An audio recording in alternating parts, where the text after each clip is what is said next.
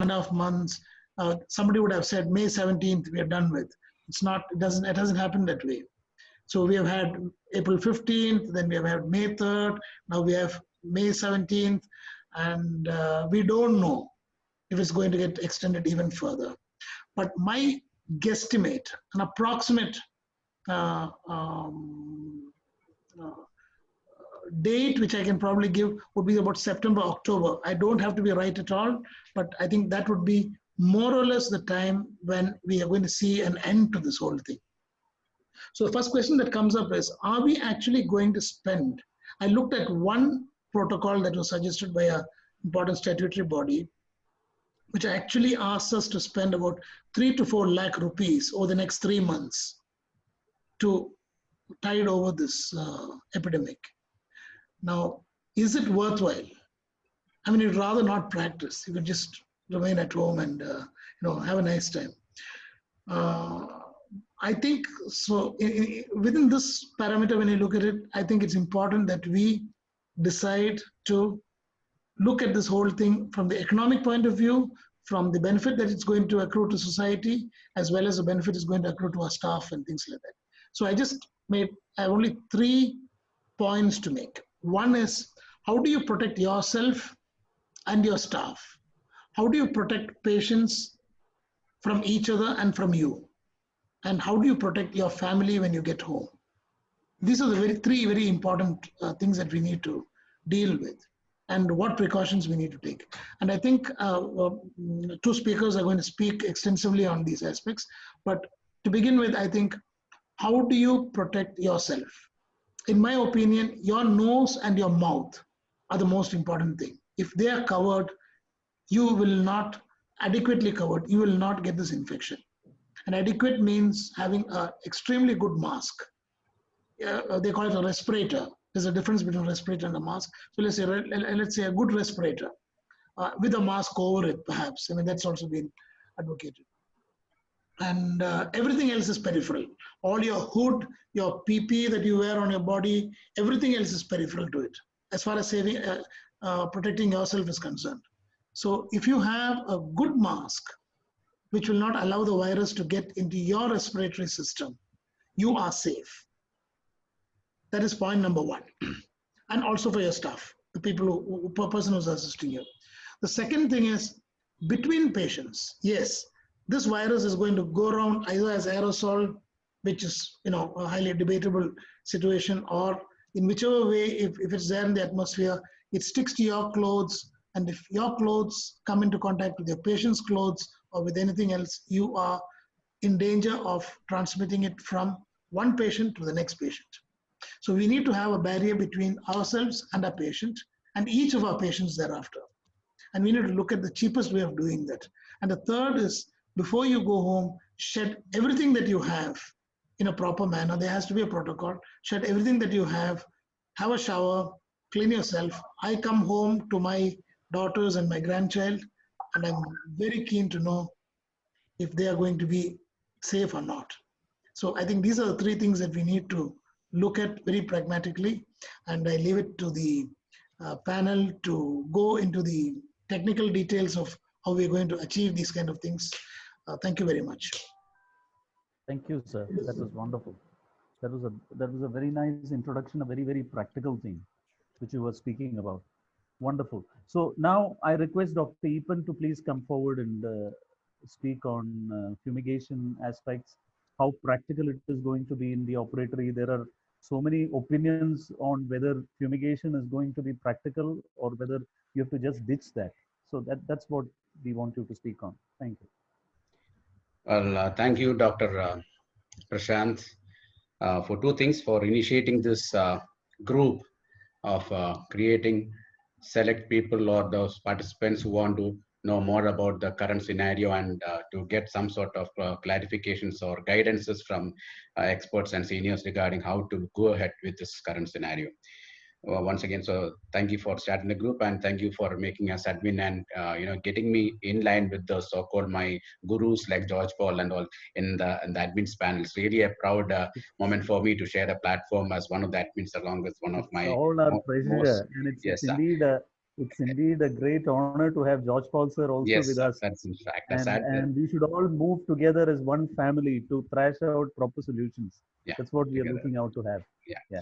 Okay. Now, as far as the topic what has been allotted to me, I was supposed to speak about fumigation. And before that, like what George Paul said, let me just make a few introductory remarks.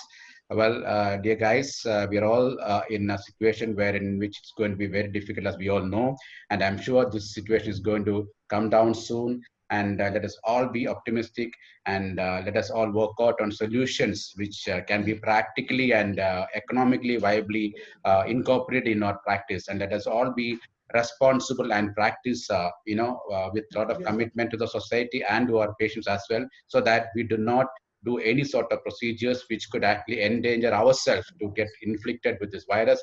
At the same time, let us not do anything, or let us not indulge in any procedures or treatments which can actually be a cause of gifting a carrier and gifting a person out of a clinic, which could be a potential threat or a bomb in the community, where in which the community spread is a likely or inevitable thing which is going to be happen, I believe.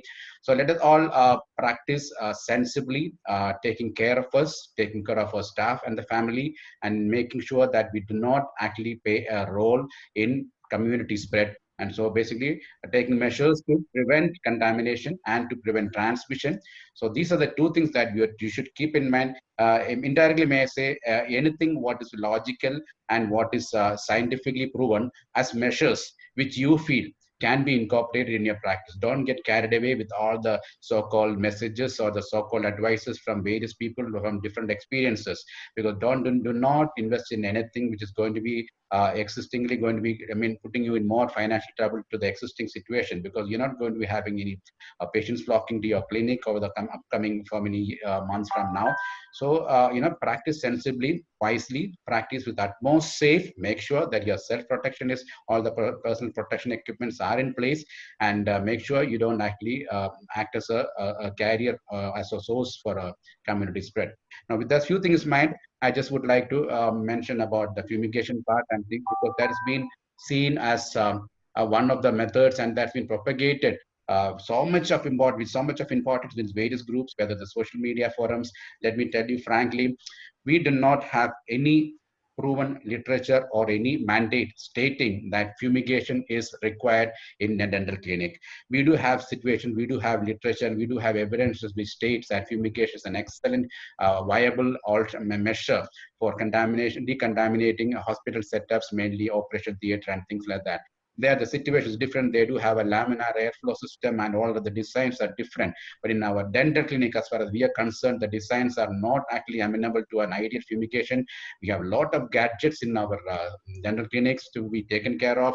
We have a lot of design, problems and everything in between small areas and small places where in which fumigation could actually give rise to so much problems. And so fumigation to me is actually not a priority in the current scenario setup. But since that is also been put up as one of the topic for discussion, we will actually discuss about that. Now, in this context, now there are two things that you should keep in mind. There are two terminologies which always come across to us: fumigation and fogging. These are the two conditions or two terminologies that we have to discuss first. Let us actually clear what is difference between fumigation and what is the difference between fogging. Now, these are both actually methods, whether it's fumigation or fogging, are methods which are adopted to prevent or to decontaminate the air. So air pollution or air microbials or air microbes can be decontaminated or eliminated by measures like the so-called fumigation or fogging. The only difference is in fumigation, we actually use whatever agent what we are using is in the gaseous form, whereas in the fogging, the whatever ingredient what we use are in the form of aerosol. So that's only different. The basic mechanism is also same. You have a small machine in which you put those ingredients, either mixed with water or potassium permanganate or whatever agent as per the company has instructed you, that a particular reagent has to be mixed, and we put in a small machine there, and this machine will be connected to an electrode or a sort of your power plug. So as the power plug starts acting, then gradually the solutions get heated up, and then at a particular temperature it starts releasing fumes. That's the ideal thing of formaldehyde if you're talking about. And as far as fumigation with formaldehyde is concerned, it is very effective in terms of eliminating or decontaminating the your airborne microbes of things like that in your theater setup. But the disadvantage of formaldehyde is basically it's a potential carcinogen. It's a potential irritant to the eyes and the nasal mucosa. So formaldehyde fumigation is actually banned in most of the countries, even though it is still listed as one of the potential agent which can be used for fumigation as per the Centers for Disease Control and Prevention. So basically, it is still available in most of the places. It's still considered as one of the most available sources and one of the cheapest available sources of sort of decontaminating the air. So formaldehyde fumigation is the sorry, between I'm the host also, so I'm admitting people in between. So just regret about the slight break in between that. Okay, so basically, so formaldehyde as a fumigation is an excellent, excuse me, is an excellent method. Excuse me, yeah, people are coming more and more. 9 o'clock. I think most of them are waiting for dinner. To Mahindra to admit. Yeah. Let Mahindra admit. No, Mahindra is going to talk next. So I thought it's okay, no problem. I can do that. Anyway, I'm recording that, so that confusion should not be there. Okay. So basically, so fumigation with formaldehyde is the best ever so far, but with the inherent disadvantages that you should keep in mind. It's the cheapest agreed, but it is the one which is actually very potential carcinogen. It's very harmful, and definitely it is not at all recommended in our dental practice. Now, there are various other agents also which is being used for fumigation or fogging. Now, we have a combination of hydrogen peroxide with the silver nitrate. There are agents with organic content also, which is actually come out, which has been effectively used, which is less toxic, which is taking less timing. Now, one of the disadvantage of, I think I'm speaking a bit too fast. Am I, Prashant? Prashant, am I speaking too fast? Ipan's connection is gone. No. Is it? He's back. You're back. You're back now. Ipan, yeah, you're back now. Yes. Okay. Sir, Ipan sir, are you sharing any screen or just speaking? Yeah, I can. Well, I'm just speaking only because I don't want to speak. I can just put one screen if it. Okay, no issues. Yeah, just for information, I'm asking. Yeah, because I thought I don't want to stress too much on this fumigation and give them false message that this is going to be a mandatory requirement. I just want to give a message that these are all things as adjuvants, but these are all. May I request whoever's put the video on not to show us eating delicious dishes. It's going to be very tempting sitting out here. I can see somebody munching on chewing and things like that. So please refrain from posting tempting videos or tempting situations where you are in. Because I haven't had my dinner. So anyway, so that's a disadvantage of speaking without sharing screen, sir. So you are looking directly at the audience. Yeah, that's but in a way, all their activities and reactions. Because in a way it's nice to see the face and speak, so that at least it feel something lively. So I prefer to speak to them and looking at their face, so that they also don't go to sleep and I also don't go to sleep. So basically, yeah. So now regarding this part, now basic message to use now about fumigation. Two terminologies different: fumigation, fogging. Fumigation uses agents which are heated up and releases gas. So the gas diffuses into the air and reaches all parts of the body. Requirements are you need to have a small area which is nicely sealed all around. So in a dental clinic, whether is it possible to provide an area which is totally sealed all around? Number one. Second, the gas diffuses and takes a lot of time if it's talking about formaldehyde. Okay, it's about 10 to 12 hours is the minimum time what is required. So evening when you go, you can do this and go. That's one advantage. But the disadvantage is it leaves a lot of residue if you're talking about formaldehyde. So later on after coming also, you'll have to leave your clinic on. You have to provide a lot of active air exhaust so that there'll be whatever residue has to be totally drained out.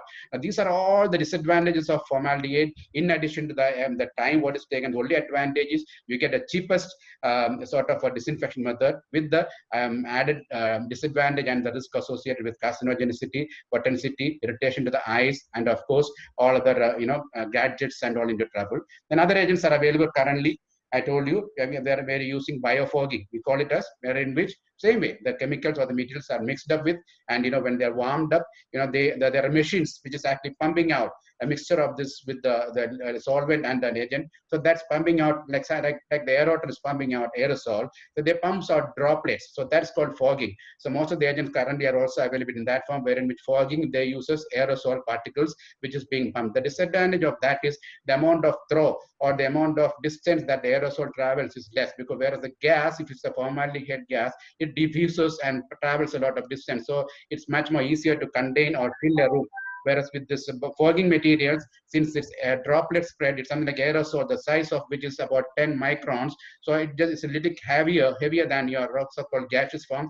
So you need constant supply and constant pumping by this machine. So that's a difference between fogging and formaldehyde. Let me see if I can have something to just share on. Just hold on, please. Yes.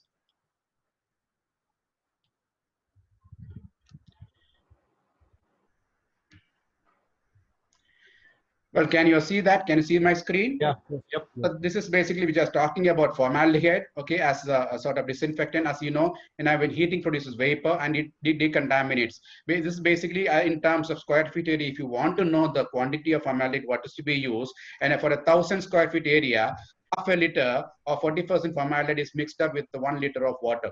Okay, and then it is kept in the electric boiler, and then the machine is kept continuously on for 45 minutes. So this 45 minutes is actually the time what is required for the vapors to be diffused, or the air, sorry, it's not vapors, the gas to be diffused into the and into the room, and the room has to be kept sealed. That is talking about formaldehyde. Okay, but then formaldehyde, I told you that disadvantages, it's quite carcinogenic and all those. Let's move on to some other agent also. Any quaternary ammonium compounds. All these quaternary ammonium compounds also can be used for fumigation or as a fogging measure also. Basically, there's a product called D125. Why I'm talking about this? This is something which came out recently. It's an organic product, so called D125. There's an organic product, and they are also used as quaternary ammonium compound. They are found to be more friendly. They do not have that irritation or the carcinogenic or the mutageneous property like formaldehyde has, and it definitely has a very good antibiotic spectrum. And they say they do not require so much of time like formaldehyde is needed. A contact time of 10 minutes is what's required to make the microbes inactivate or to kill all those microbes. And then they suggest, or they propose, 40 minutes is the only period required to re-enter into the clinic. So according to those manufacturers, now if you're doing a fogging or a fumigation with this particular product called the D125, once the procedure, when the room is sealed, and then you keep this machine on, and after about 40 to 45 minutes, then the process over. So you can, about 1 to 1.5 hours is the maximum time what is required from the start for re-entry. So at that particular point of time, you can't have anybody inside the clinic. Your clinic should be sealed around, and that's all. So that's again, so 1 to 1.5 hours. If you are spacing your patient with that sort of a gap in your clinic, well, this is an option which can be adopted for. Well, this is again just a chart to show you different cost effectiveness. Now, as you know, this is basically when you're using formaldehyde for one use will actually average 70 rupees, whereas this D125 is about 148. Whereas if you're using hydrogen peroxide with silver nitrate, costs you 170. So off the lot, the hydrogen peroxide with silver nitrate fumigation is comparatively a bit costlier when compared to the cost per use. But again, this is also another, hydrogen peroxide with silver nitrate is also another effective method of fumigation, or that also is available as fogging machines also. So the entire procedure gets over in 1.5 hours. The wetting time, the amount of time that room has to be kept closed, and the time taken for you to re-enter for your next procedure. That's again 1 to 1.5 hours required for that. So basically, you get products nowadays in the market wherein which all the disadvantages of formaldehyde in the earlier days is being taken care of. They do come out with cost-effective measures. They do come out with the minimum time requirement methods. So that minimum, but whatever said and done, 1 to 1.5 hours is the minimum time when you start the procedure to re-entering the thing. So maybe during the lunch break time, you can actually do this fumigation with the currently available materials in your operatory room alone. And then after 1.5 hours, maybe after the lunch break, you can get inside. So these agents do not have the so-called irritant property or other things like the formaldehyde had. These agents do not require a so-called, decontamination or the so-called dealkalinity, or to remove the residue much of thing like that. So added to this, there's one more agent which is actually currently available in the market, which I want to just talk about. Many people are asking about is chlorine dioxide. Now, chlorine dioxide is again a gaseous product. Now, basically, when it is mixed with water or potassium permanganate, there are two agents. You can either mix it with water. So what you do is it's available as sachet. Now, it's available as a sachet. What you do in a 250 ml of solution, if you want a liquid, you put this one sachet, you mix it it up, then immediately it starts releasing fumes. Okay, these fumes of chlorine. So advantage of this is you don't require a fumigatory machine in when you're using chlorine dioxide sachet. So it's available and commercially it is costing 225 rupees for one sachet. For a single use, so it would be taking you 225 rupees. So advantage of that is you don't need a fogging machine. Now for this is a fogging machine, what I was talking about. This is how the bottom, the base area where you contain the solution, whether whichever agent you're using, you pour it inside here, then you plug it on, and then you have this machine working. And then when it's heated up, this particular machine actually it pumps out air, and the agent comes out through this either in the form of gas or in the form of a fogger or aerosol. So this is how basically mechanism works. You get this fogging mechanisms starting from 3,000 to 40,000 rupees. Different ranges, different companies are available. So all that sort of added expenditure in the right situation where now we don't have any patients or we have few patients. So income generating is a big problem nowadays, and in this current situation, adding up to your existing expenditure, I would actually not recommend any of these fogging machines to be bought now. Why? Because we do have many other things to adopt into the clinic to meet the regular basic principles and standard. You have to think about a lot of things right from the patient entry, your arrangements in the waiting room, your arrangements in the operatory room, the way how you practice your sterilization, aseptic protocols. All those things has to be straightened up. You have to emphasize much more on the basic elements of asepsis and sterilization. You have to have too much emphasis on screening in the patient current scenario nowadays.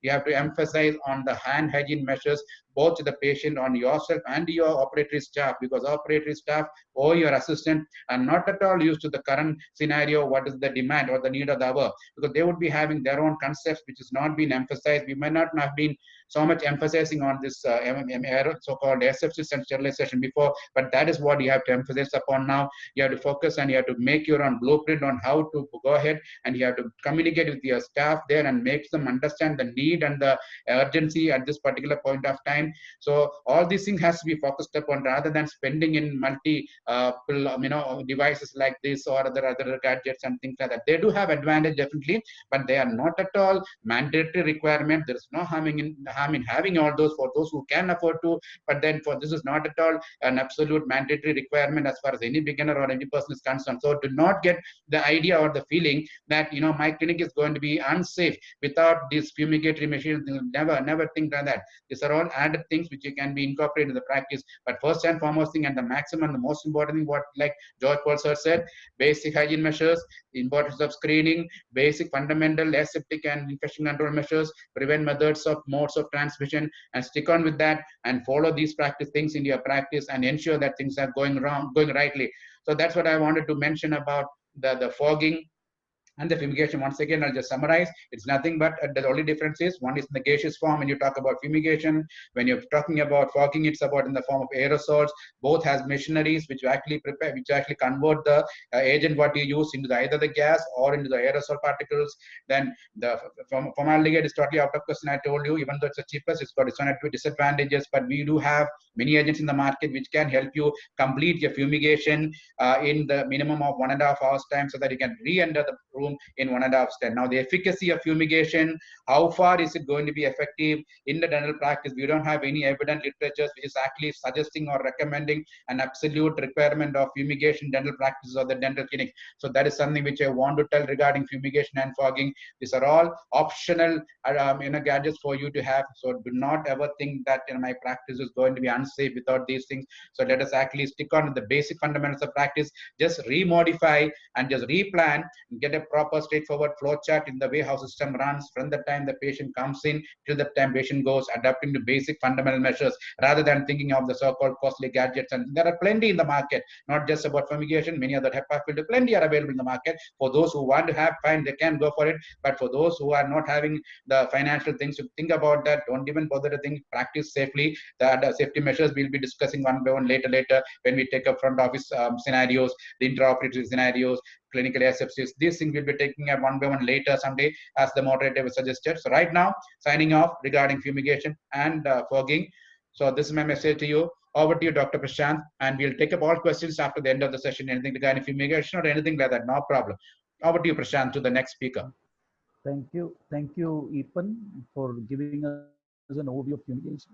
Now I request Dr. Mahindra to please come forward and make his presentation. Mahindra? Thank you, sir. Sir, I think Eben sir should stop sharing Yeah, the screen. I'll do that. I'll do that, and I'll permit you now. And now you can share your screen, Dr. Mahindra. Yes, thank you. Well, before I wind up, I forgot. May I introduce myself? I am Dr. Ethan Thomas. I'm the professor and the unit chief of Department of Orlan Maxillofacial Surgery, working in Pushpiri College of Dental Sciences, Tiruvalla, a beautiful place in God's own country, but we claim it, okay, in Kerala. Thank you. Thank you, sir. Thank you. Excellent. Yeah, Mahindra, please. Yes. So, after such an Mahindra is also a maxillofacial surgeon based in Erode. He's a senior maxillofacial surgeon based in Erode. Yeah, please go ahead. Thank you, sir.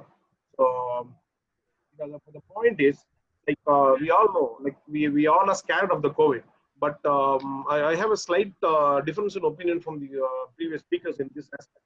The point is, you take all the precautionary steps, you take the patient in safely, you do the procedures, you screen, you take the patient inside the clinic, you do a procedure. For example, you do aerosol generating procedure, or the patient spits or gargles inside the spittoon. But just by gargling, it will be enough even to generate a aerosol or a droplet injection. That is all fine. So you treat it, you do with the PPE, that's all fine. The key element is, once you remove the PPE and this patient goes off, and now the risk really starts. How are you going to manage the next patient?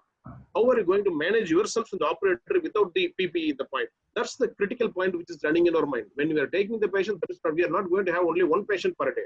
So that is the biggest bogging thing and the fearing thing in all the dentist mind. So that is where we all know. For example, I have to give a very simple example. For example, if you are going to prevent us from mosquito bites, we know the mosquito comes through the air. What do we need to do? If we are just killing the mosquitoes which are sitting on our body and biting, or if we are going to kill them with the squatting bat in the mosquitoes which are seen through our eyes, will it be okay? We all know that there could be some more mosquitoes in the air. Just only by poisoning the air, by just killing, it will be completely eliminated. We are trying to do something like that so that we can completely eliminate all. The key element is the aerosol problem. Yes, of course, if we wipe it, if we follow all the previous speakers will take a good history, taking the patient inside safely, it is all must do. There is no change in that. But the problem is, once you do a procedure, now you generate a little amount of aerosol, you get a splatter and thing. How you are going to protect yourself and your clinicians and your associates in the clinic and the next patient who is going to come? See, we cannot wait for an hour or 6 hours. How we will do that?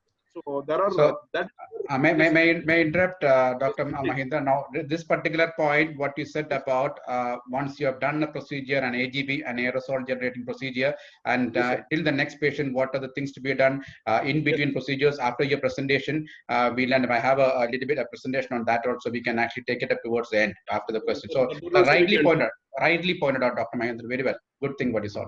Yeah, that's a key point which is killing us. So somehow we want to, for example, we want something. Suppose I'm telling that we all know sodium hypochlorite is highly effective. We spray it, we wipe it out, we wipe the floor with the mop. But still, are we sure that there is nothing in the room? No, we all know that might be some splatter in the wall, that might be some splatter in the room, that might be the light there, because dental cleaning is a very complex which we have created with a lot of aesthetic architectures which is included inside that, with a lot of materials, books, so much almaris and things. Dental clinic is always filled with that in the current scenario. So in this scenario, in the existing practical aspect of the clinic, for example, consider the price where you are operating. If you want to go there and operate the patient directly, so there are a lot of things which you need to consider. Whether you want to using for example, whether you are using a formaldehyde or you are going to UV or not, that is immaterial. First thing I would like to say is keep the things very, very, very minimum, so that you need to clean. Like a small house, it is easy to clean and maintain. That's a basic aspect.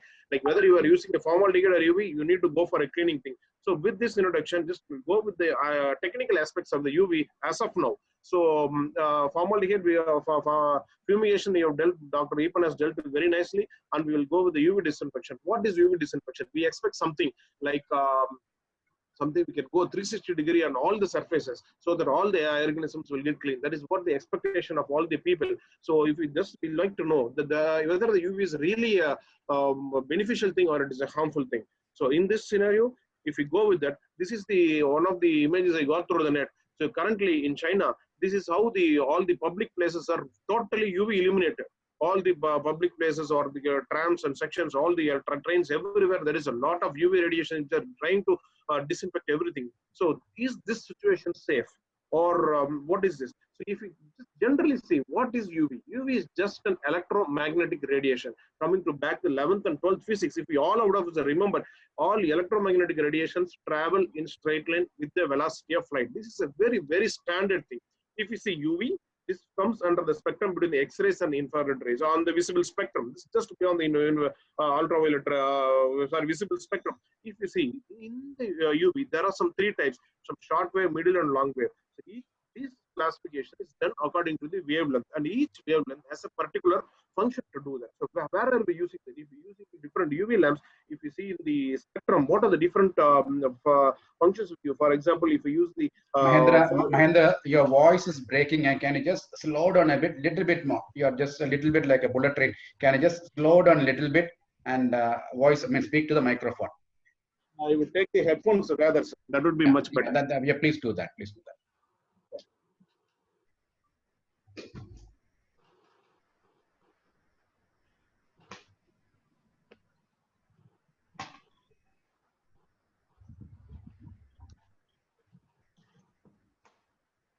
In between your participants, please place your post your. Am I audible now, sir? Is it better? Yeah. It's very much audible. Yeah. Okay. No. If we do go for the UV thing, if there are something like a far UV, far UVC, UVC, UV, and things. What are the things? There are a lot of medical applications for this. For example, if we use a far UV from 100 nanometers to 200 nanometers, it is used for used in medical equipments, nanofabrication, photochemistry, and spectroscopy. For example, if you use a far UVC, which we are most of the time we are hearing this COVID days, then wavelength is from 207 nanometer to 22 nanometer, and this is a subtype of the UVC, which is especially this specific wavelength. This is the one where the germicidal action is there and most effective in this wavelength is the most safe and for the skin and the eyes, and this is used in some of the sensing also. But generally UVC, it forms under the wavelength 200 to 280, and this is the same thing, but in our condition we are more pertaining to UVC. UVB, and this is what we get from the sunlight, which is used for tanning on the curing. The wavelength is a little higher, and UVA, this is you are used in curing, printing, and all other medical applications. Now the concern is whether UVC, whether this is proven to be highly germicidal and effective and safe. Is it really going to help us during the COVID times? Yes or no? This is the answer which we not to take. Coming to the scientific reports, what is the existing evidence we have? In Nature in 2017, which is publication, it has been told that the UVC with the 207 to 222 nanometers is highly inactivates bacteria without harm to exposed mammalian skin. And there are some further evidence which tells, like we show for the first time that the far UVC efficiently inactivates airborne aerosolized viruses with a very low dose of 2 mg per centimeter square of 222 nanometer light inactivating. That they're using only particular specific wavelength of more than 95% aerosol H1N1 influenza virus. So this is the one of the good evidence from a standard journal which has been published before the COVID era, which states that UVC has an effective virucidal action also. So that is one thing, and these are the UVA and UVB, which we have seen. Like these are the majority, and these are the UVC, which we have already discussed. And since this UVC, which has been discovered in 1878, has become a staple method of sterilization in hospitals, airplane, offices, and factories every day. But fundamental to the sanity, this is one of the common applications used in sanitizing the drinking water also. Okay, if you see the big question, can it kill UV virus? It is known that UV coronavirus fall under the very fragile virus. So if it can be able to kill all other organisms, yes, the coronavirus can be easily eliminated by the UVC. That is what the existing literature tells. But if we want to tell, can UVC kill 100% of all airborne microorganisms? The answer is a big no. The reason is very obvious. See, consider a room, consider our clinic. There's a regular dental clinic, consider any of your dental clinic. Consider all of your entire 360 surfaces of your clinic is painted black. The paint has a particular quality that if it receives a UV light on that, it will turn into completely white. Consider such a situation. Now, if you're owning the UV light overnight and you're coming and seeing the clinic on the next day, do you think your entire clinic will become white? Definitely no. We all know that under the shaded areas where the UV is not exposed properly, definitely it is going to remain black. This is one of the things. Yes, of course, and definitely the intensity of the UV rays, and the current recommendation is that you need to install the UV light in the near the roof. From there, the light comes, and these viruses and microorganisms are very smaller things. These can be easily things, and we also require that the air to be circulated.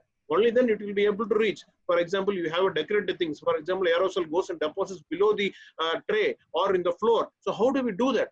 And today I came across an interesting picture, like how to disinfect the feet. See, for example, if you are using a disinfection, if the patient walks and come inside, how to disinfect something below the slippers or below the patient's foot? There is a disinfectant soaked mats are available. People are going very crazy about it because below the mat it can come. If you use a disinfectant spray, if you use a DP also, something below the foot, or even if you are using what is called a PPE or in the foot cover, that helps. So it may not be possible all the time. People are having a disinfectant soaked floor mats also. So we need to consider, though this has been effective to kill COVID-19, all other effective viruses and microorganisms, does it completely eliminates? The answer is a big no. It is because of the basic property of the UVC to travel in straight line and an inefficiency to cover 360 degree of all the surfaces. That is one of the good things. So if you think of a situation like, why can't we have some reflecting mirror so that it reaches all the 360 degrees, or we can have in all the directions? There are some limitations coming to the safety levels also. It has been found, though it is safe, and depending upon the thing, the intensity, it has some deleterious effects also. Let's see what is the deleterious effect. What about the ozone production? We all think ozone is good only if it is the Earth's atmosphere, it is going to be good. Is ozone good if it is produced in your dental clinic? Now the biggest question is, if you use a UV light, do we get ozone all the time in your clinic? That is what we want to know. So if we want to know, yes, the ozone production is detrimental effect, and there are some situations where we have seen previously, like water sanitation, ozone production is the key point. But how to differentiate? How to tell the UV light, yes, you need to kill only the organisms, not to produce ozone? What is the key point is, it is a spectrum that counts. UVC lamps which produce ozone emit UV radiation less than 220 nanometers, which decompresses the oxygen in the air, and that produces ozone. Ozone generating germicidal lamp eradicate foul odor and harmful volatile air compounds. So it is only the wavelength which matters. If you are going for UV radiation which is less than 222 nanometers, that's why the previous study which is published in the Nature, they have used a specific wavelength of 222 nanometers to eliminate, to avoid the ozone production. Yes, the UV protects the ozone, but whatever the UV bulb you are going to purchase, if you are going to take this into consideration, should be in a way that it has a proper tagged wavelength production. Because below you 220, if you go, you get the ozone produced.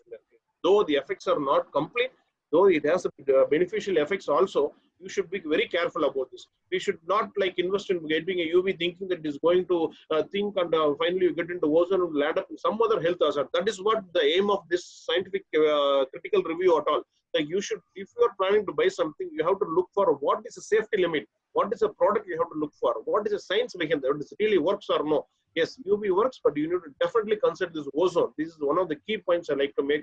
But the product, whatever you're manufacturing, make sure don't get some unbranded ones. Don't get a local one with an adapter without any specification. Make sure the wavelength is tagged, wavelength is marked, is very specifically monitored and then sold to you. Though it is a little more expensive, please bear with it. Otherwise, definitely don't go for it at all. Like how the other speaker tell, I would recommend if you go for that, definitely go for that. Until now, I have not come across a brand which tells that this wavelength, this is considered and this is ozone free. There is no such ozone brand till available for use in dental practice. This is the current scenario of the existing UV light now. So this is the one which is shared in the community. We have our president-elect for IDEA also. This is the one which has been thing, but I'm not sure whether this has this wavelength tagged with it or not. This is the price of the 2-bed model which is coming to that. So the dosage I have specified, the average room size, 100 square feet required. So quantity is 1 or 2 tubes of 40 watt.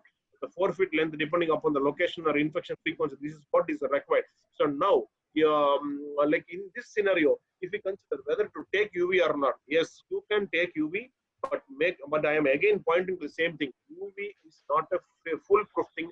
It does not give you complete protection, and it is not the only method to help you with that. But definitely, it has some beneficial effects. If you see in this COVID era of uncertain aerosol containment, So we cannot manage the situations with a single armamentarium. For example, screening the patient, or using a high vacuum suction, or using a fumigation, or using a UV. This one method alone is definitely not enough. My recommendation is, yes, UV is beneficial, but if you are going for that within your limits of expenses or within your limits of your focus in the practice, always see something which has a perfect wavelength thing. Don't implement with the generally UV things. So that is my safety concern, which I want to tell. This is Mahindra, I have a question. I Yes, have a sir, please. question. No, has he finished his presentation, or Mahindra? Then Yes, that's the last slide of the UV, sir. okay, sir. Okay. Sir, and I have a few. Is there any other further discussions or information to be discussed about this UV? I think it would be. Yeah, we'll take up questions now. Let you finish your presentation. Now I finished mine. GP sir told this thing like that, and then there are plenty of questions. We'll take it up one by one after every presentation and discussion is over now. Yeah. Okay. Thank you, sir. I just have one question, because this is something related to UV. I thought that should be clarified. Yes, sir, please. Mahindra, my question is, now you are advising use of UV lights in the operatory, and this should be switched on at night. Am I correct?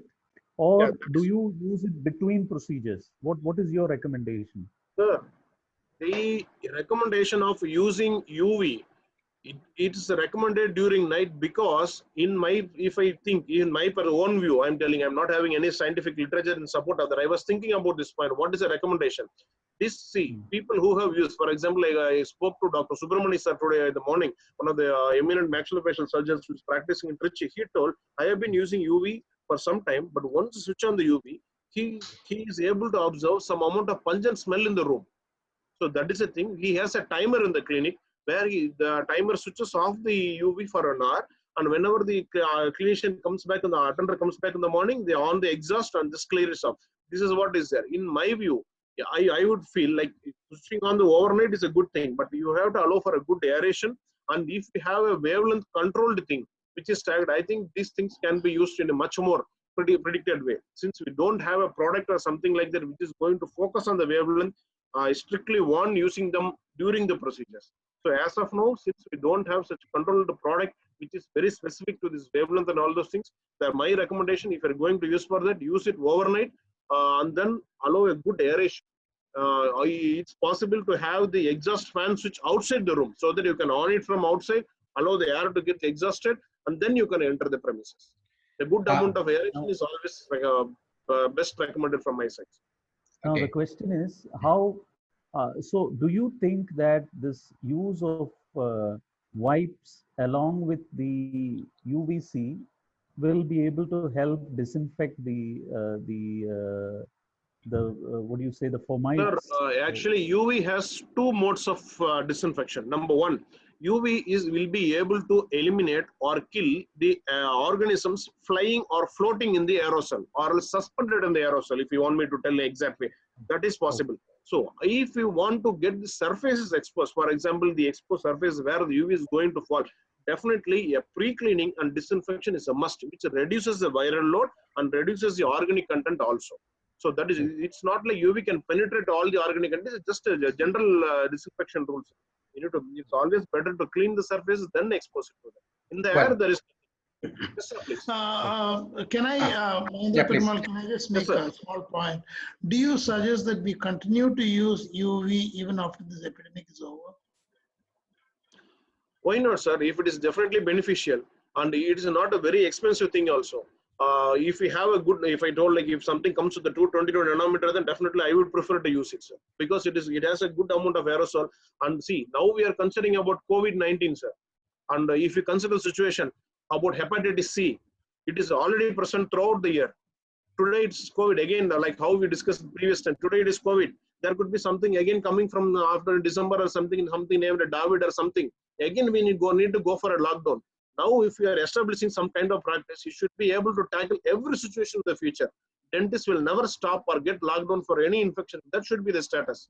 So, Mahendra Perumal, over time, at least we should try to invest or start up something like that, sir. Yeah. So, Mahendra Perumal, you're saying that everybody should invest permanently in a UV-enabled at least environment and working in. incrementally, we should come and reach that stage where we have to be confident that none of the infection will be able to touch the dentist. We should reach that state at least after some years, sir. We should keep the thing in mind.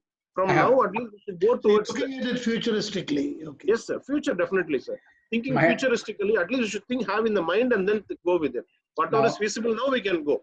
Prashant, I think we should hear the air conditioning this thing, because that's Sir, something. Epan sir wants to. Yeah. So I just want to ask Mahinda something, and I just Yes, want sir, to please. carry some message also. First, let me appreciate, because an excellent presentation that, I haven't actually come across much articles, but you have actually pointed out. I had actually gone through this also article, what you have posted also.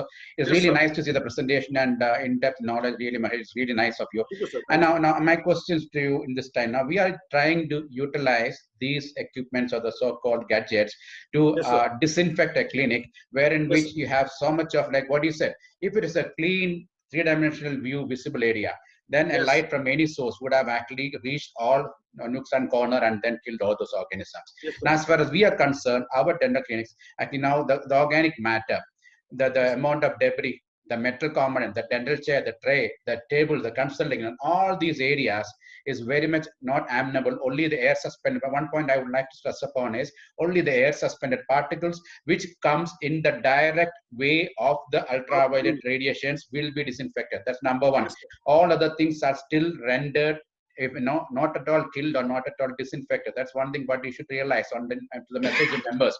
Please correct me if I'm wrong. So that's one thing you should realize about that. When you equip on something like that, just remember, like what Mahesh said, now Mahendra said, this is not going to be a solution for everything. You can have it as an adjunct if required, but with the inherent deficiencies of not disinfecting entire thing everywhere. So only direct reach or direct suspended where the rays goes and meet directly, it gets disinfected. And another one thing is the distance what it carries is also very important, because that is not mentioned in the article or something what you said, because now we don't have any measures to actually check whether the product what they are giving falls into the so-called 200 to 250 nanometer category, which is actually germicidal. That's one thing. So we could be actually fools. We could be getting fooled with all these things like that. And another one thing is now for that 100 square feet area, they said you can have 2 or 3 4-feet tubes. Now, a 4-feet tube in a 100 square meter means maybe I could tell about 10 feet into 10 feet a square room. That's 100 square feet. So if you keep 2 on either side, for 4 tubes on either side, and what the distance is also a very crucial factor in ultraviolet radiation, because they do not carry or possess the disinfection property all through the distance what they travel from the light source. So basically the distance from the light source to the agent to be inactivated is very crucial factor, but has not been specifically mentioned in the literature. So that is again uncertain about that. So even if you have plenty of your so-called tubes fit everywhere all around, the distance that travels, and the moment it comes across with any hard substance, it stops there. Then that whatever underneath is not at all, made sterile. So those are the difficulties and the disadvantages of the ultraviolet radiation. So in a UV cabinet, maybe you have heard about UV cabinet in dental clinics where we keep things. So that is an excellent thing for, like keeping up with once you autoclave, you take it and keep it in a UV cabinet till the next use that can be kept, in the disinfected state, because you have 2 tubes on either side emitting rays. And in that, the autoclave, the earlier things was 6 inches to 10 inches, maximum 1 feet is the maximum depth of penetration of the UV light to prevent disinfection. But nowadays things have evolved wherein which it carries more distance. That's what is being used in China and all that. So earlier this used to be the power and the spectrum remained the same, 250 to 300 whatever nanometers, germicidal property, UVC, and then the distance always actually mattered. So right now, we don't have any certain or current evident literature or things suggesting that in dental clinics, this can be used and this will be effective. So do not, my dear members, do not get carried away with the concept of things. And definitely it's a very welcome concept thing, like what Mahendra rightly said, that will be a very good tool to destroy all your suspended airborne microbes, which is directly in the root of the your so-called light. So nothing undercover is not going to get things. So in a way, if you see, it's always better to use an overnight your fumigation process and go, because that at least the gas diffuses and permits and everywhere it goes. And that is the time. So whatever it is, the need of the hour, like what you said, is very right, because you have to disinfect the air and the premises also in other than your so-called procedure of aerosol. But in between, while we are working. One more point in this, sir. See, the suspended aerosols are more, if you think in a dental clinic, sir, if you see the air layers, where are the maximum amount of suspended aerosols present in a dental clinic? It is more close towards the floor. True. More close towards the floor, but we are keeping the UV lights towards the floor, roof. So in the real sense, if you are using it overnight, I would recommend using something like towards the floor on the corners where it's a sealed glass chamber. You on it in the light, only that time it will get on. So that you might have from the room and you get more amount of better disinfection from the areas where the aerosols are more concentrated, that is towards the heavier part of the floor, towards the floor. If you want to use it, consider this point also. Yeah, another one point I would like to add on is, now we want the air to be protected. Suppose you're working on a patient with aerosol creation and that happens to be a COVID positive and you want this aerosol to be cleared. Now you want the aerosol to be cleared before the next patient comes in. Not at the end of the day after so many patients have taken that aerosol, and at the end of the day just making the clinic a sterile or a disinfected environment doesn't actually make much sense, because what we need is to protect and prevent the transmission also in between procedures. So if you don't have a system in place to disinfect the air after one patient before the next patient comes, if you don't have a system in place to disinfect the air, then all this doesn't make any sense, because the other patient has already been gifted with the so-called contaminants what you have already taken before. And daytime use, what does it say about the daytime use during the work use? Does it help anywhere, or does it require a closed environment? What is your take on it? UV does not have that ability to, in the present scenario, in my view, I don't feel this is, you can be used in between patients. Definitely a big no. So that is true. So for your information, yeah. I will have few queries regarding the fumigation also, sir. Like, yeah, please. Can we discuss that before taking up the question, sir? True. We can do that. See, if you are taking a fumigation process, sir, there are like little more organic compounds available. And I have come across a manufacturer who claims that this fumigation can be pushed in with a dry fogger within the presence of patients. Yeah. They have been showed, and I have directly contacted this manufacturer, and I asked him, do you have any scientific evidence to have any publication? He told, doctor, we don't have any publication something, but this has been used in lot of pharmaceutical companies or labs, but all they have is the culture reports of, that is a bacterial culture reports they take from the surface. The one big difference between the fogger and the fumigator is the foggers always delivers a dry fog, which does not require wiping or does not give any fluid residues on the electrical circuit, which is a bigger concern for many practitioners. Yeah. They think if you fog, all the circuits or wire things will go off. You cannot have your laptops, you cannot have your electronic equipment, since that is a big concern in many people's mind. But whatever literature I have surfed, these dry fogging machines, which produces a dry aerosol, does not cause any wetting of surfaces, and there is no need to wipe the surfaces clean after fogging. You can directly use them. So there is one more product, like how you have meant a natural product. There is one more called a Citro Life. That is one who I have come across. I have got some few details about this product also. If I have some permission to share the screen, I can show the details and the pricing also. Pricing is very... No problem. You can mention about that. The only thing, what is the time required? Now, only thing, we were not against fumigation in between procedures with any material which is practically safe. Now, all this fogging material do not leave any residue and things. But the only thing is the time between patients. Now, once the patient is over, now 1 to 1.5 hours it will take for fumigation. See, that is what. So that's it takes. Yeah, that I told in the presentation also. If we can, switch on to 1.5 hours, there are many products, like even Dr. Mahendra was suggesting about an organic product. It's very well available for those who want to use. Definitely, if you can space your practice, Mahendra, 1.5 hours, 2 hours. I have to interrupt here. Yeah, please. See, the very purpose of the discussion is to find solutions to fight the COVID situation. So, as Mahindra says, there are not much of studies which have been carried out in relation to this particular product. So Mahindra, what is your take on the application of this particular machine with in the COVID scenario? That is what we want, because we've been working pretty fine before that without all this. Evidence-based. Yeah. Absolutely, I agree with you, Prashant. See, I think we're just deviating a little away from this whole scenario. Yeah, I think we're looking at the next 3 months. Can we do that? Yeah, that's what.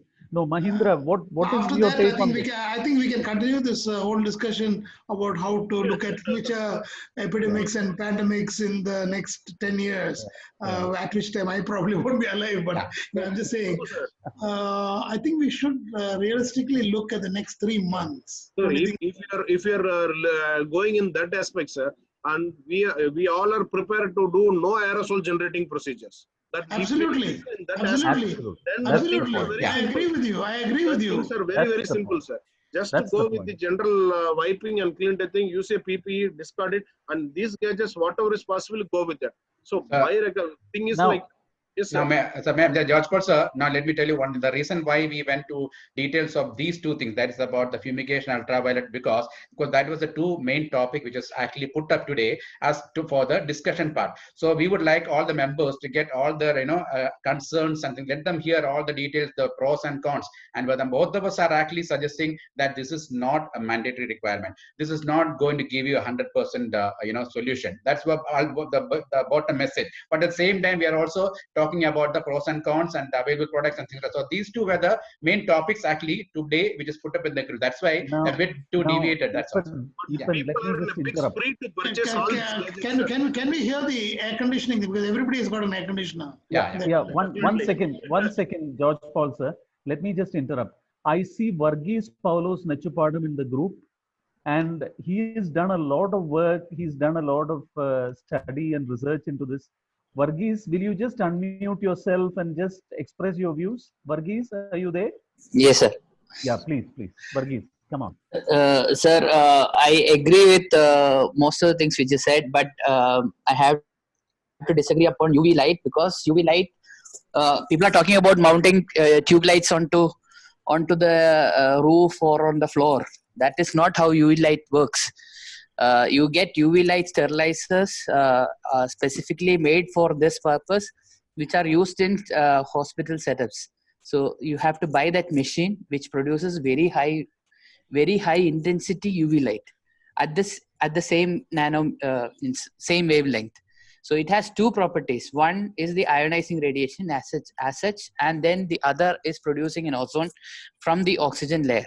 So right now, what I am looking at is a product by Pest Control of India called Medix Air, which is used already in these ICU units and operation theaters to maintain the quality of air, which can be switched on for 24 hours a day, and it maintains the air. And the company will come and replace the UV lights because it's not an exposed unit.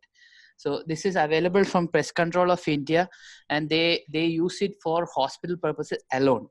And another option for fumigation was to buy a ozone generator as such. And Mr. Ozone of India, Sudhir Dole, I had a deep discussion with him, where he suggested the use of ozone for fumigation. So it's an ozone generator. It costs about 30,000 rupees plus GST, and you connect a oxygen cylinder to it, and the generator produces ozone. So it's a gaseous form, and it's ozone, and once it disintegrates, it becomes oxygen again. So it does not leave any residue or anything. Right now, what I'm using in the clinic right now is peroxone, which is silver hydrogen peroxide for cold fogging with aerosol generation, and that is only after all the patients are gone. So I do still use cold fogging. I have ordered for Medix Air, which is yet to come from Mumbai, and I will update you on the quality of the product as soon as it reaches. Thank you. Varghese, I would suggest that name of the you product make for it UV, which can be used in the clinic setting with the patients. Could you put it in the group? If you are there, please. So can I share the screen then? No, if you can just put in the group, that's enough, sir. Because there's more other topics to be discussed with us. Yeah, I'll do that. That would be great. So basically, the bottom line message is from as far as fumigation is concerned, it is not a mandatory thing. And we have materials which can be used in fumigation, but minimum period of 1.5 hours is to be given in between patients. So if you can do that sort of a practice, nobody is stopping you. So it's not a mandatory thing. If you can adopt this sort of 4 or 5 patients in a day practice, there's no harm in going for fumigation. As far as fumigation is concerned, as far as UV light, Dr. rightly said, if you can provide a free pathway and entry, that it can work. But then definitely the areas hidden underneath is not going to be effective, and night is what is being recommended. So bottom line, and the products are all available in different ranges. So Dr. Varghese made a valid point, sir. He told there is a product which can be used in presence of patient. Is that you made the point right, sir? Did you understood right? Yes, sir. Sir, it can be used and it's So not if he is exposed. told there is a product in the Yeah. medical grade which can be on 24 hours in the Yes. presence of patients. I Yes. think that's a valid message. That's the most important message we got. That's a learning Yes. thing we got, I think. I think you should share the brand and things, sir. Yeah, I will share the brand because it's a UK based brand and it is being marketed by Pest Control of India. So that's Okay. after a lot of research, I found this. So, Fantastic. Please Fantastic share news. the That's a information on the great group. learning for all of us. Please. Okay, Okay, can we, yeah. how Yeah. soon can we get this if we have to get it? sir, what they are saying is that it is in Bombay, and Bombay, as soon as the lockdown is lifted, they'll send it in 3 days. So after the lockdown is lifted, we probably don't need it, isn't it? I mean, I don't know. After the lockdown need, Allowed all this definitely now. all patients have started moving, In sir. the future, yes, but I think honestly, Prashant, because you are the moderator, I think everybody here is looking at how safe we can be over the next 3 months. Absolutely. Yeah. And Sir, I we- think this if how Varghese has put up, if it is 30 or 40,000, if it produces a good amount of thing, I think that is a bearable investment Right, for many people. certainly. I feel Yeah, so. no, 30 this 40,000 is is- not a big thing compared to the fear and stigma associated. Mahendra Perumal, it depends on who you are. Yeah, Yes, sir. that's Yes, sir. right. That's right, Definitely. sir. So It's And, always if there. somebody who gets gross and hello. and not receiving any revenue is a big amount of money. True. That's I right. think we need True, to be sir. very That's- pragmatic and practical. So that also depends, sir. Like how you said who you are and what you do in your clinic. That Yeah. also matters, sir. And Somebody will restrict to only emergency. Somebody may do aerosol generating procedures also.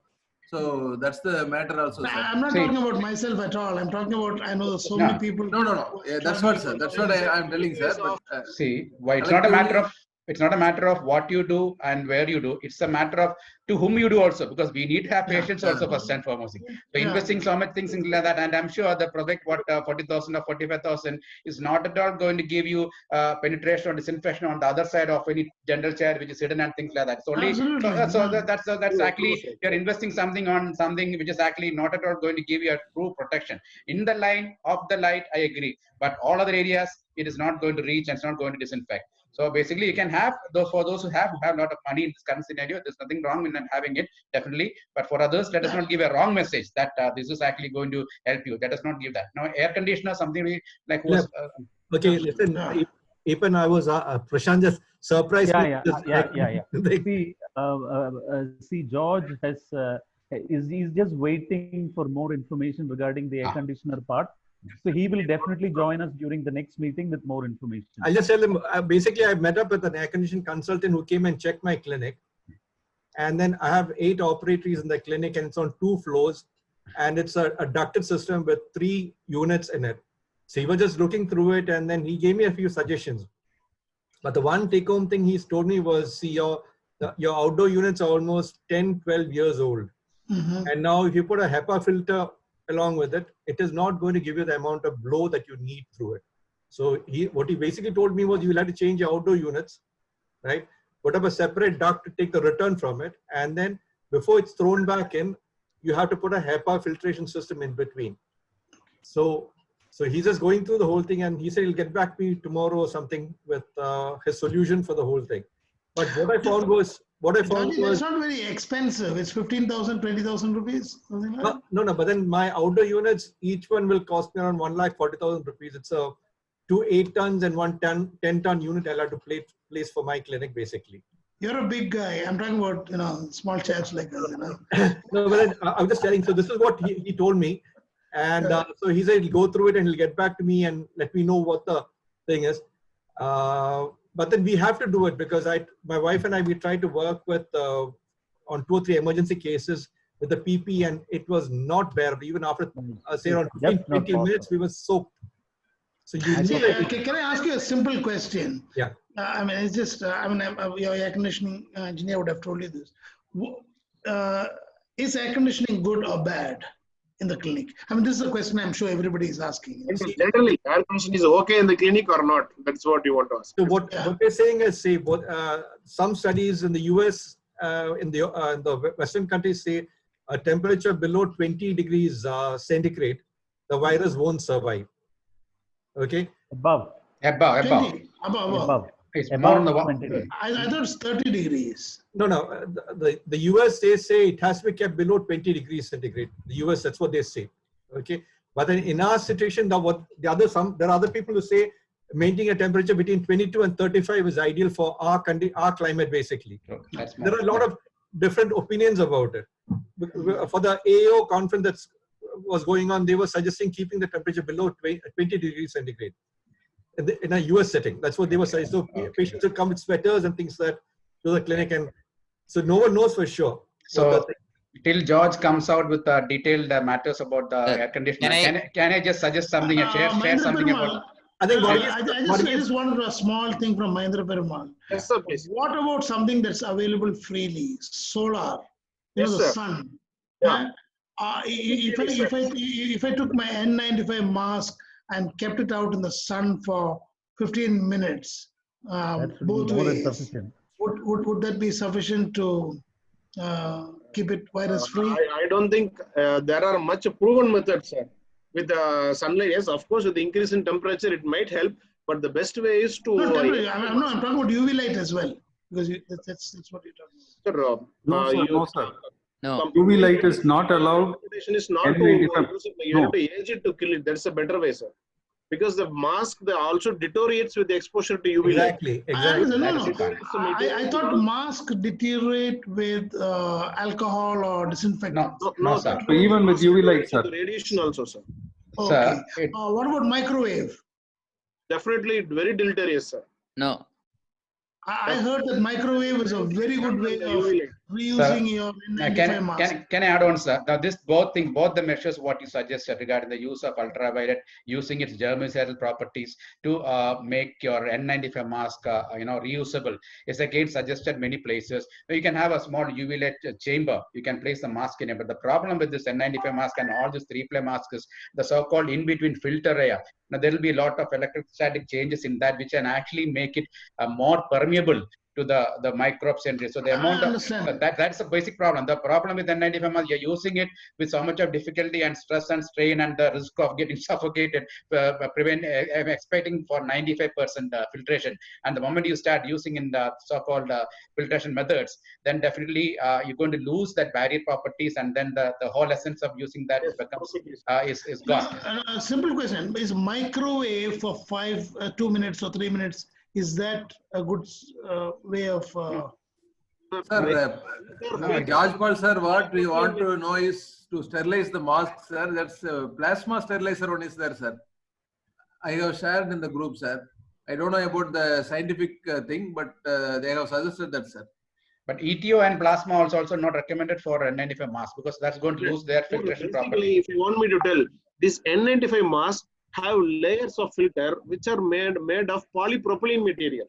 Actually, the filtrate pore size is 0.3 micrometer, sir. But the coronavirus is much smaller than that. But only because these virus particles, all the aerosols travel in the Brownian movement. Right, I was going to tell you that. Yeah, they have a Brownian movement, so that's absolutely. That's why it gets bombarded and gets clogged with the filter. That's how actually the filters work. But if we increase the temperature, if there is any architectural change, or if the fibers collapse inside, there could be possibilities that the more amount of hindrance or the blockages could be more prolonged, or it may not work efficiently, sir. Yes, sir. That's the concern truly. We know what happens if we expose the plastic to heat, and the same thing happens if we put the mask in the microwave, sir. Yes, and sir. I have an important query to Dr. George, sir.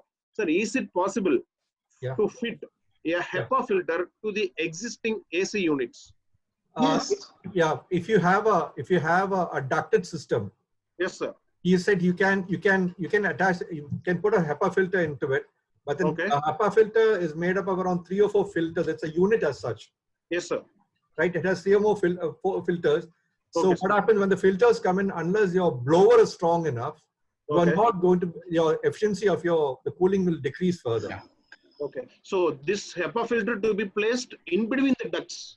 No, the return duct, after it purify, after it comes out, sir. And then before it's sent back, just before it's sent back into the room, that's where you place the HEPA filter. Okay, so we need to have a good blower to push through the filter. Exactly, that's what he was saying. Can I suggest? I think Varghese can say a bit more. George, You also said that, you know, you can have UV lamps there. A light also. Yeah, In that's addition true. to the HEPA filter, you can have UV lights also where the air passes through. So that'll do an additional thing. I think Varghese knows a little bit more. Yeah, that is a possible thing. Like where this where the duct opens. Now for those clinics where they have a centralized AC system, and the outlet of the duct, the area is so very small in terms of diameter. So if you fit in two UV lights at the exit of the bottle duct of that thing, so that's going. So that way is good enough to clear the filter and throw the air inside. That's one advantage of that. Yeah. So this is what I've already done in my clinic 1.5 years back. So this is a centralized system with a VRF unit and all the systems which are where aerosols are generated just before the filter. There is for an 8-ton unit, there are 4 UV lights. So only problem what I face right now is I've already installed fresh air fans inside to allow 30% of fresh air to come inside each and every moment. So if I switch on the AC, there is a fan which is blowing fresh air inside, as well as because the in a centralized unit there is there's an air gap, and that air is getting recirculated, as you all know. So fresh air was already generated using a fresh air input fan, and then another just before the filter is there are 4 lamps for every 8-ton unit. And when you are applying HEPA filter, I inquired about HEPA filter as well. The problem is that there needs to be reduction in the size of the ducts, so the ducts needs to be changed, and they are suggesting aluminum ducts, not stainless steel or steel ducts. So you have to change the entire ducting if you want to change. Another suggestion for using my air conditioning unit would be to use plasma ion technology, an air conditioner with a plasma ion technology. See, doctor, we are actually going over the board now. We are talking about. No. Let me just finish. Yeah. If you want to, you listen. Yeah, otherwise, fine. you don't. Yeah, so it is plasma ion will help you in the sense, because when you buy an air conditioner, if you have plasma ion, you don't need to separately buy an air purifier. So if you add a cost of air purifier with an air conditioner, the cost is same as buying a plasma ion air conditioner. So that's something which you could look into. Okay, thank you, doctor. Or easiest way would be to buy a window AC, because it has fresh air coming in. So, my request is, please post these points on the group. Very important. See, but I have another request. Let us not post points. Varghese, if I can ask a question to Varghese, do you think that a window AC is better than? Yes, definitely. Because you know why? Because the split AC does not. It recirculates stale air. Yes, I understand. So if you have a preference, you don't want to spend anything, just buy a window AC, good quality window AC, change the filter, do something with a UV light wherever. But if it's possible to install a UV light inside, that will be very good. And people can modify it, because there are people who are manufacturing window ACs. So you put two UV lights just before the filter, and it's not exposed outside, because as soon as you switch on the AC, it's on, and it's providing fresh air. So that's a very good, cheap alternative to, after looking at all these things, I came to the point that, if you can do it with a window AC is far, far better than a split AC, because split AC, if you look at the out, there's an exit, there's a lot of mucus inside, and I don't know how many clinics clean it every month. Coming to that, let me just. He used to frequently let me know all the dental clinics AC will be fully clogged with it. I think you should give your input, sir. Sir, you are muted. Yes. So what essentially is that you should avoid bends in a split AC system. The exit point of that, and there are disposable filters from 3M which you can stick onto split AC units. So you have a filter on top of the split AC units, There are filters from 3M which are disposable, used for around 90 days validity, and then and you can stick onto that and then apply it. So I got the details, few of the details. It's something similar to an N95 sheet, which is stuck onto on top of a filter, a normal filter. So I can post this as few of the Yeah, pictures. please. So that those are. I think you've done a lot of research on this, and you have to post this to the I think he group. can speak all day long with this. Sir. So I think we should have one session from Verghese Nechupada. Yes, Yeah. we will have. We already had one actually. Yeah. So may I suggest one thing, sir? May I suggest one thing now, since AC is the topic of this thing, I just want to suggest something. Now, the main problem with all these air conditioners is what we all talked about, is basically circulating the stale air within inside. Now, I would request all of you to go back to your clinic and just open up your air conditioner, the outer part. There's something called a filter. I don't know how many of you have seen it. The simple thing is basically the filter outside. Now, our AC would be equipped with different types of filters. There are electronic filters, electrostatic filters, HEPA filters. Now, this high electron particulate absorption, the HEPA filters, is something which is actually going to give you some sort of any protection, because the filtration rate is up to 0.3 microns. Now, that will be a problem with this, because most of the air conditioners, when they take the air and throw air into the thing, will get the filter gets clogged. So open up your air conditioner, just remove it and open up, nicely clean it. The filter, the entire debris has to be removed, and thus if you clean it nicely, well and good, then put it back in position. That's number one thing what you have to do. But before you do that, make sure you know how to do it, because you might, you should not come up in a situation where you take out something and you don't know where to put it back. So either call a particular specialist person who is actually capable of knowing what is an air conditioner and what are the parts are. I don't want you to accidentally remove a compressor instead of a filter. So make sure you follow this technique. Open up the AC, just remove the filter alone, debride it nicely, and just soak it in soft solution. You'll get a clean filter, and then just put it back in position. So that itself clears the efficiency of this thing like that. And if you ask your dealer, they'll tell you what sort of a filter your AC is equipped with. It could be either HEPA filter or electrostatic or electronic, whatever the three types of filter, it could be any of those. Because as per the regulations, an AC which is fitted with the HEPA filter needs to be cleaned at least 2 or 3 months, which is actually not happening in our clinic. So that is something for an efficiency wise. Number one thing. Second, now let us see what are the dangers associated with air conditioner. Now, when you work in a clinic with a closed environment, with all the ACs on, or whatever, I'm not talking about multiple units here. In the present scenario, I'm talking about a person who's having a single dental chair or 2 chairs and going to work.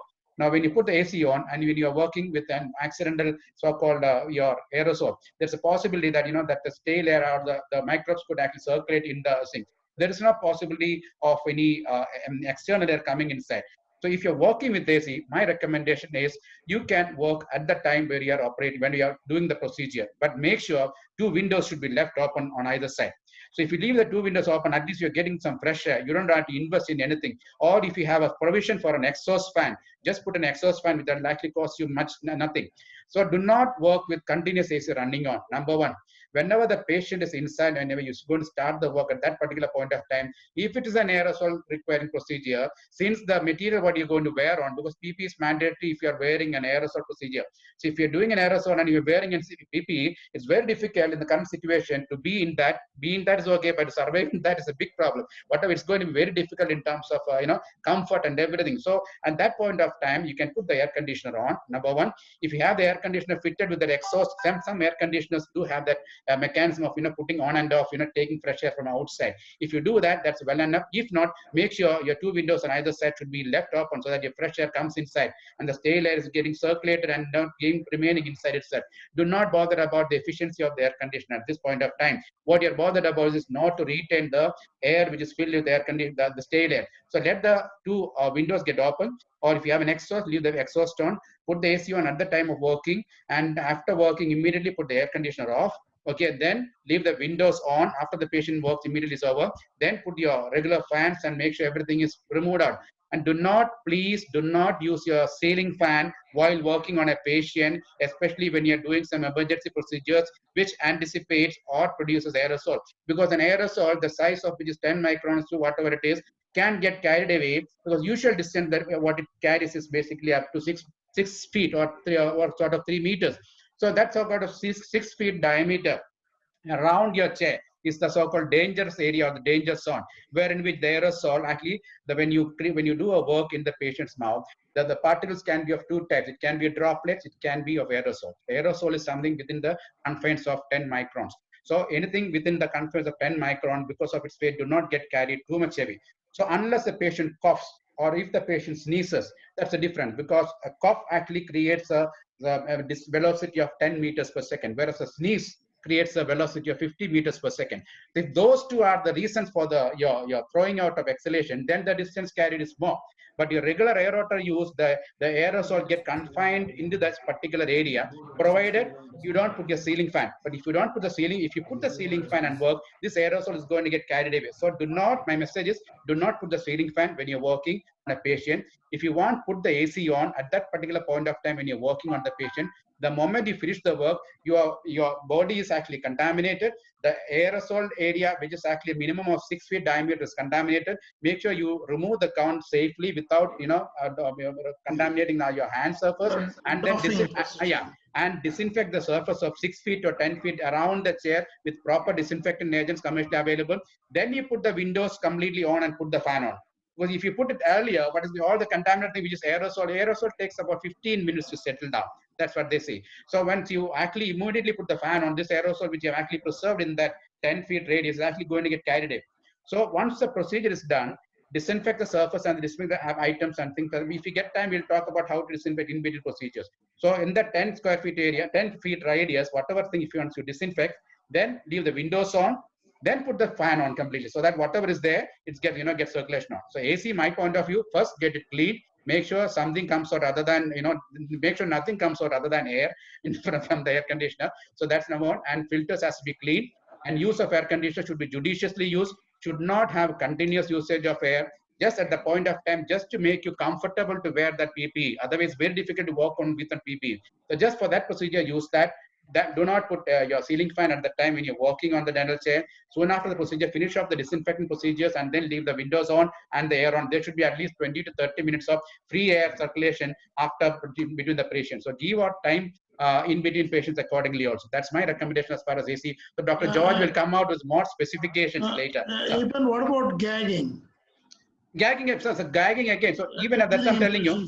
So my telling is, was we are talking about consulting. We are also talking about procedures which actually induce aerosol. Aerosol is not just brought about just by your cavity preparation. It can actually be brought about just by inducing a sort of a cough reaction. The moment you put a mouthful in the patient mouth, some people are very sensitive to gagging. Your third molar, lower third molar, when you try to put your mouth mirror inside, how much of a precaution? You might be thinking you are just consulting. Patient has come for a complaint and you just put in the patient on the chair and you want to consult. So you would not have taken the adequate precautions, the so-called barrier or mechanisms. There's all possibility that you could just put a mask or a face shield and things like that. You're sitting in front of the patient, and then when you examine the patient and accidentally the patient coughs, the gagging sensation can again create throat, and saliva is an excellent substrate. There's a very amount of concentration of the COVID virus in the saliva. So that's something when the patient spits, when the patient coughs, when the patient sneezes, all these are potential. These things can happen even when you consult. So do not keep in mind that my PP is required only for procedures where in which aerosol generating or aerosol could be precipitated. You should anticipate an accidental cough or a sneeze even when the patient is on the chair. So I'm not telling you to wear the PP kit always, but you should have an adequate impervious barrier on you while you work, and a face shield on you, and head cap and your exposed areas should be covered. Basic safety measures, because you can't tell which patient is going to cough. You can't assess that patient, oh, that's a potential cough while patient. You can't say that. So basically, as long as you don't do that, you have to take necessary measures and precautions. Simple. You don't have to, I'm telling you, I'm not asking you to wear PP all the time, but the simple impervious material, you can have the disposable lab coat on top, or you just put on that in between. And if you, after a clinical examination, if you feel it's a procedure which requires an aerator, then switch on to the concept of the regular PPs and then follow it accordingly. Removing the PP is very much important. Take care adequately done. And in between the chair position, as chair areas has to be disinfected. Use of AC at the time of procedure alone. Immediately put the AC off after that. The air circulation has to be done properly. These are the main things which you can actually adopt into the system with the existing infrastructures. I'm not telling you to buy anything extra. Just a change in the practice how you do. And like Dr. Varghese suggested, that's an excellent suggestion. And the technique what he has used, and this is very much a lot of new knowledge about that. But then that also can be adopted for those who want to, based on their type of practice and based on their budget, definitely. Thank you, Dr. Varghese, also for that. Please, Prashant. Prashant, can you have a session on doffing? Because donning and doffing is a very important thing. George Bell, sir, I have got a simple plan in mind. So this donning and doffing is not only for us, sir. We need to train our assistants and attenders also to get it. That's there. Most No, important. I think first we must get trained. Yes, sir. That's why I'm coming to that. The best way to to have a separate enclosure for that. Good explanatory video in hand. We have to see it n number of times, forward it to the attenders. Let us practice unless we get perfect. We have to give them one PP to take home. Let practice them in home and then come back. And then they have to demonstrate in front of us, wearing it and removing it perfectly. Then they are allowed to go for the procedure. This mock drill is the problem is most surgeons are familiar with donning and doffing. Yes, sir. But most dentists are not. They are not. So And not just donning and doffing. Spread this thing so that everybody knows how donning and doffing is done. George Paul, sir, can someone tell us? Can someone tell the participants what is donning and what is doffing? Because these are terms many will be knowing, but I have seen questions in the thing also. One of you, either George Paul sir or Mahendra sir, can you tell us? The procedure of wearing. Okay. Donning is putting on those protective dresses, and doffing is taking off those protective dresses. Good. Yeah. But it has to be done in a sequence. It has to be done in a sequence in which you don't endanger yourself, the people around you, and everybody else. Sir, I think my impression is that, as Mahendra was just mentioning a short while ago, it's important that we train our staff on donning and doffing, and it's also important that we train them on hand washing. Many of them, they don't know proper hand washing. Yeah, that's very important. We all as surgeons, we know, but they don't know proper hand washing. And I would like to make a small note. Sir, a small add. I have to add some points, sir. Please. Considering the design of the PPE, the self removing is very, very difficult, sir. Actually, so Shankar, it's not difficult at all. Okay. It's a simple procedure. For everybody understands it. No, that's right, sir. The design, sir, I'm telling. Yeah, the design, because it's a coverall thing. It's a coverall thing with all those head caps inside. So that's it. But then, like Dr. George Paul said, Uma Shankarji, that it will be difficult in the earlier times. But see, how now just think about our situation. Could you even think about sitting at home for more than 3 days together? Now in this lockdown, something we can imagine now. We find the people at home. Oh, you're here. Now we have explored. Yeah, we have explored so many new places in your house. Oh, this room is mine. Oh, this room is mine. So many times. Please. For the AC, sir, in dental operatory, any split AC, sir, we will, due to moisture and the aerosol generated and the cotton, all the cements what we use, once in few months it clogs, sir. Like how you see a rubber material in a tree, rubber tree, it will clog in the AC. So what I do is, in the operatory, remove the indoor unit wholly, and they will take it to the service station. They will cleanly service, and then only fix it. So that's what we suggested. It's different. So that's the way we have to do. And whatever cleaning filter you said, like dress washing brush is there. So we can use that frequently. We can use and clean the filter by self-cleansing. We train our staffs. Yeah. And other things, I have to ask with Varghese regarding that fresh air fan. What is that fresh air fan? It's a simple mechanism. It's an exhaust fan fitted the other way around. That's it. Okay, the fresh air has to come inside. Yeah. Now you have dual working fans. It can either work as an exhaust or it can pull in air. Clockwise, anti-clockwise. Yeah, and clockwise, you have fans like that. The problem with that is if the polarity of your this thing changes, then you will be having exhaust working. Sir, we people in Tamil Nadu, we can't get fresh air, sir. Providing Kerala condition, you can get some fresh air outside. And somebody was asking about. So that somebody was asking about how N95 mask and how that can be reused. Now we have already discussed about the use of UV light. We found that is not going to be giving you a mask which is going to be effective for later use. I have a suggestion. Please. My suggestion is, see, we should stick to topics. Now Yeah, okay, it's fine. already 15 minutes, 20 minutes past 10. Okay. Fine. Yeah. So what I'll suggest, Let us take bearing of questions. PPE is a big topic. PPE as well as the N95 mask. Yeah. I think Tomorrow. we need another discussion on this. Tomorrow, Maybe 8:30? Tomorrow, Day after tomorrow. Day after tomorrow. Day after tomorrow. So why I said tomorrow, sir? We are desperately looking out for something which is interesting other than sitting at home. That is why I said tomorrow 8:30. It's not because of that. See, we have these large webinars of 2,000 people, 1,000 people. Somebody comes and expresses themselves. We don't get anywhere. This kind of small group discussions. That is a it actually brings absolutely. Yeah. So today's topic, I think we can just restrict to our messages to our all members now is we have discussed about ultraviolet light, the fumigation systems. So the choice is yours whether to adopt or not. With the pros and cons also we have explained. There is not absolutely foolproof. So regarding when George Paul rightly said, think twice before you invest on many things. So do not do that at the present scenario where the economy is all down. So based on your budget and this, you can actually well plan for a practice whatever suiting situations. And other questions also which has come regarding the PPE, mask and all, we'll cover up in detail in the next session where we'll have an exclusive discussion on the various gowns to be used. Tomorrow. So do we have it tomorrow or day after? Whenever, you just put it up. So Mahindra, do we have it tomorrow? I would like to place a request for that means.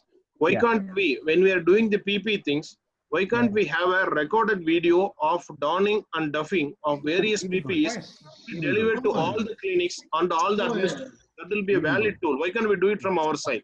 We can do that. We can do that. Why not? Why not? Now let us take some questions. I mean, there are so many people. Can I just read some questions from the chat box because it's not fair otherwise.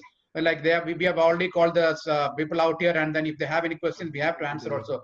So can the admins wait for a while? Shall I read out the questions one by one? Yes, sir, please. Yeah, please. Name the persons who are asking the questions also. No, because many have asked me privately because I'm getting all questions. The first thing is post all your questions in the chat box. It shall be. Oh, that's my message. Okay, one minute. Okay, then voice cracking. Check your network. Okay, okay, now as we are told by the media, the coronavirus size is so that it cannot remain suspended for minutes. So is there any need to fumigate or get fogging? That's again one. I think the what they have suggested is the coronavirus remains in the aerosol form or so, not more than 15 minutes or something. So what is the point? I think we have already discussed that. Yeah, we discussed that. We discussed that. Then after re-entering have to wipe down the area. That also the in-between procedures also we'll discuss later. Okay, Dr. Prashant. Now, many have asking questions about what is to be done in between. So those things we'll take up later. Okay, one day we'll actually put a session exclusively for what is to be done at the patient enters and the waiting room. Then we'll also have one session on exclusive because it's better to make it short and sweet. So one session again separate about the intraoperative procedures and things like that. Yes. Let's do it tomorrow then. We'll do tomorrow. Because we need something to hope and to look for, no? So let us get target on this meeting at least. Absolutely. Then should we continue? I have a doubt. Yeah, please. Please. Sir, actually, George Matthews sir has posted once a jugaad on using of snorkeling kit as personal protective equipment.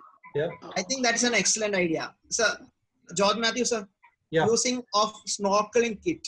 That was from South Africa. Yeah, a friend of mine, a classmate of mine, Ragnish Singh, who is in South Africa. He just sent it to me. He sent the video of someone who modified a snorkeling kit over there. Yes, sir. And he just sent it to me. If you want, I'll find more details of it for you if you're interested. Yes, sir. I have it with me, and I think that is an excellent thing. Okay. Okay. Well, over to the moderator to conclude today's session. And the questions are all over. Now, if any questions are remaining regarding the current day's topic, now my request to all the participants in the group is kindly post queries based on the topic what we discussed. So other questions and all will be taken up as the session comes because there's no point in asking us about the use of mask and all in the group also. So let us actually, whenever you chat, you post your questions related to the current things what we discussed. So the panelists will be clearing all that in the group. Okay. Right.